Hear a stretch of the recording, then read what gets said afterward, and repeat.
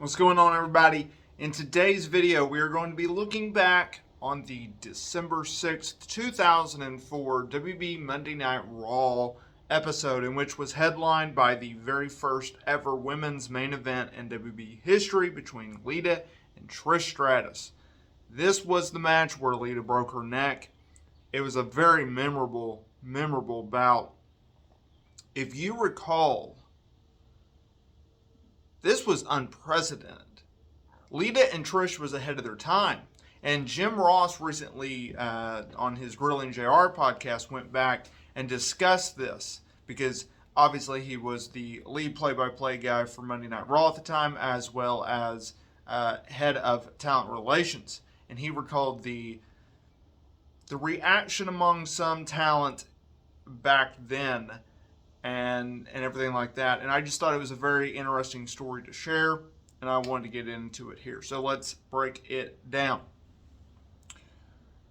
He started off by talking about Rhea Ripley, and I'll get back to his point at the end of these quotes, which I posted on WrestlingHeadlines.com.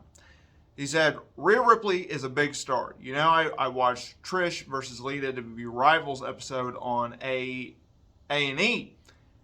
and I felt very moved because I signed them both. They weren't on top of anybody's list. They weren't five-star prospects. And they had not become superstars in the indies. I met them at different times and places when I was EVP of Talent Relations, and we brought them in, and the rest is history. They were the first females to main event Raw, which I thought was great. That's a lot bigger deal even today than people give it credit for. And he's right. He continued by saying that there were many pissed off wrestlers with testicles, a la males, who were upset when they found out about the main event. What the hell's going on here? Ross recalled from an unnamed wrestler. They, Lita and Stratus, deserved the opportunity, and they delivered. Ross went on to talk about how they, Lita, Trish Stratus, they paved the way for Rhea Ripley's and your Becky Lynch's and your Charlotte Flair's and your Mercedes Moné's and your Bayley's, right? And your Mickie James and much, much more.